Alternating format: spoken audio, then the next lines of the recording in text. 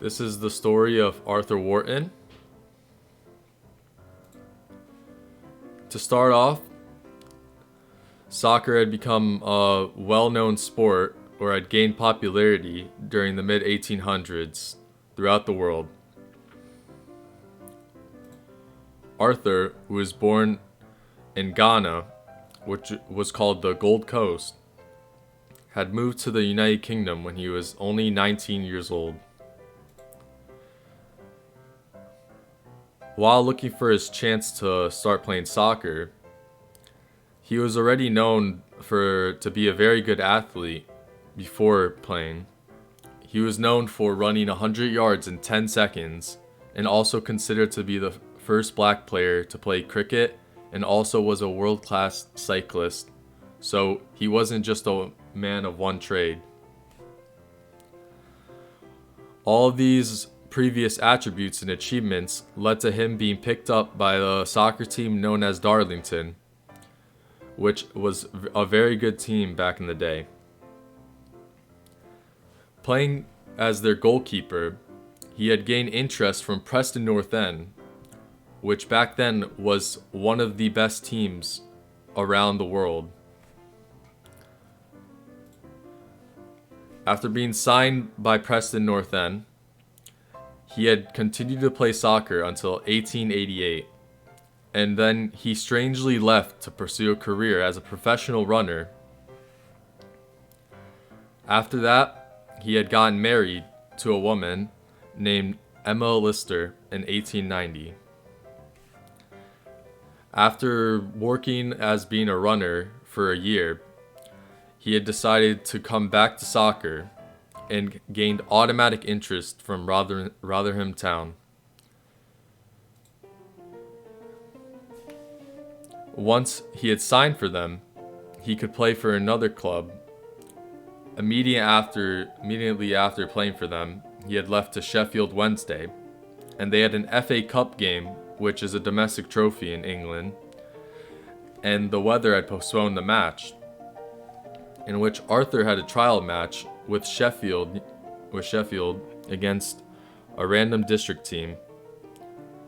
Halftime came back with a scoreline of 1-1, but by the full-time whistle, the scoreline came back as an 8-1 loss, and Arthur was heavily criticized, quotes being used such as, "Could not have stopped the ball had it been as big as a balloon," Sporting Life said. Leaving the pitch after full-time whistle, there was many fans of Sheffield that were scared that he might get attacked because of the poor performance and also of his skin tone. As you can see, he never stayed at a club for very long, and his strange way of playing made him very well known throughout England. While in goal, he would like to hang on the goalposts or hang on the crossbar and sort of tell the opposition to just shoot from anywhere, which would put them off and he'd easily collect the ball. After playing multiple other countries, he'd play at Stalybridge Rovers, Ashton North End in Stockport County, then retiring in 1902.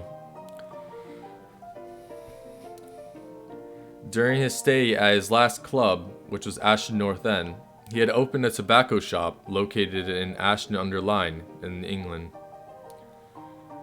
His career ended with no major trophies, but he also had never played for either England or Ghana internationally. After completing his career as the first recorded black player in soccer, he had a huge drinking problem, which affected him when he got older. Arthur continued his life after his career in multiple sports, but then decided that he wanted to go work a real job and decided to work in a coal mine, and he was still with his wife. After dying from a natural cause, he was buried in an unmarked grave, which had remained the same for 67 years. After that time, in 1997, there was a phrase that was called football divides racism, or football unites, racism divides. And after his death, he had been inducted in 2003 in the English Football Hall of Fame.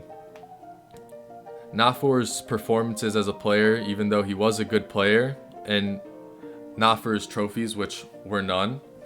It'd be because his courage and bravery playing football in a time when football or soccer had been a white man's sport. Finishing off, he also had a few other memorable things happen in 2000, such as a small statue that remained at the headquarters of FIFA, and also in 2014 had received a large statue, which is located at St. George's Park National Football Center.